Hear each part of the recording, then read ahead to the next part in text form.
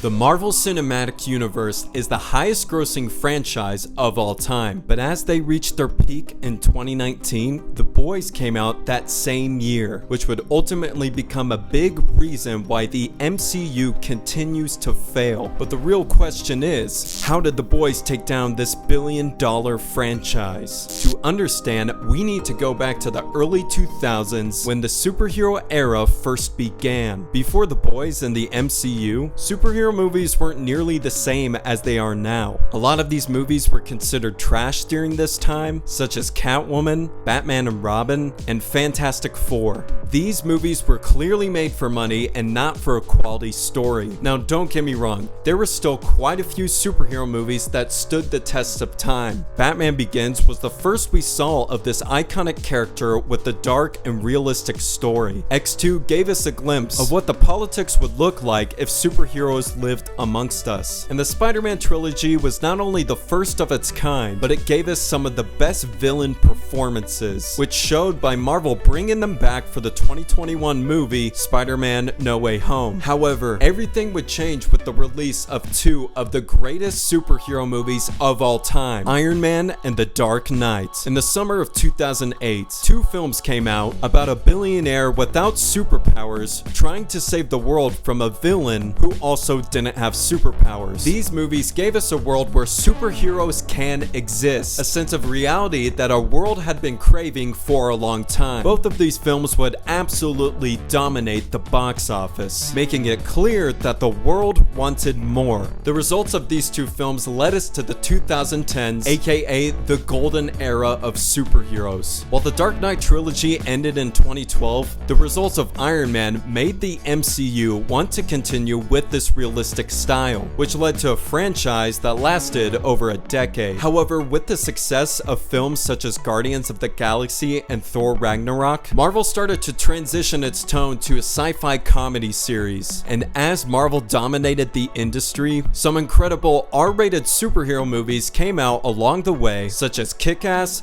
Logan, and Deadpool, which became the highest grossing rated R movie of all time, with the sequel surpassing that record. Other movies caught on to this trend, such as The Suicide Squad and The Joker, which is now the highest grossing R-rated movie of all time, overall being nominated for numerous Oscars and even winning for Best Original Score and Joaquin Phoenix as Best Actor. By this time, Marvel had reached their peak, with Endgame becoming the second highest grossing movie of all time. But a few months after Endgame, Amazon decided to join the superhero trend with their newest TV series, The Boys. And little did the MCU know, this would be their biggest competition yet. The Boys explores what the world would be like if superheroes were actually real. While the world sees them as gods, supes turned out to be extremely corrupt celebrities who don't actually save people and only exist to make money for their employer, Vought. So the Boys, who would normally be seen as villains in a superhero saga, are actually the real heroes who are trying to save humanity from the danger of supes. With these unlikely heroes, the Boys make the impossible seem possible, with these average humans taking down the most powerful beings on the planet. This unique yet familiar story would change the game for the superhero genre. The Boys takes elements from other successful superhero movies, such as dark humor from Kick-Ass and Deadpool.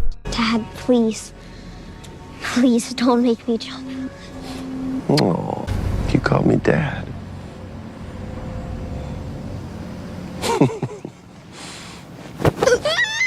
Or the aspect of unpredictability, such as the ending of Infinity War.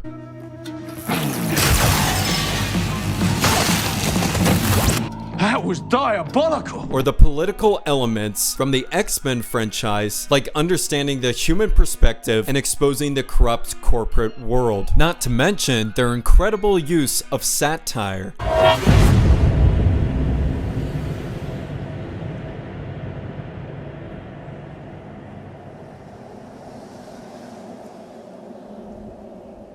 Don't worry.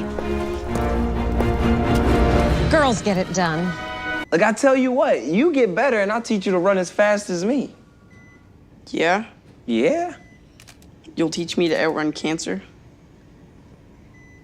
But The Boys nailed the most important element of the superhero genre, an incredible villain. Infinity War and The Dark Knight are known to be one of the greatest superhero movies of all time, and the main reason is because of their incredible villains. Homelander is one of my favorite villains of all time. Every scene that Homelander appears in always contains a sense of discomfort. You never know if he's gonna laser someone in half or if he's just playing mind games for his own amusement.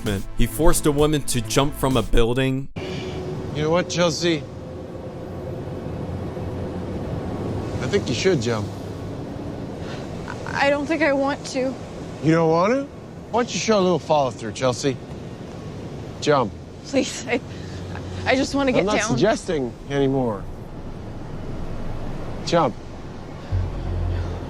Oh, please. He murdered a protester in front of a crowd.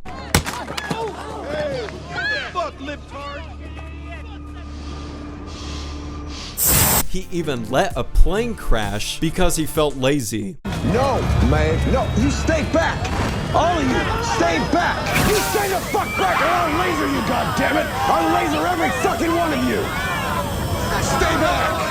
But what really makes Homelander great is that behind all of these sinister acts is actually a man baby. He never had the proper guidance to help him mature as a person. He spent most of his childhood tortured and studied in a lab. He was even treated like a weapon, making him desperate for love and affection. Exposing Homelander's humanity helps the audience understand the psychology behind a narcissistic sociopath. Ever since Endgame, Marvel has failed to provide us with a quality villain such as Homelander, a villain that can be so hated yet so loved at the same time. Over the years, as The Boys has grown in ratings and popularity, Marvel has done the exact opposite, making audiences wonder from all over, where did Marvel go wrong? The main reason is that Marvel lost sight of what they were trying to do in the first place, bring superheroes into reality. Movies such as Iron Man, Captain America, and even Thor contain a sense of reality,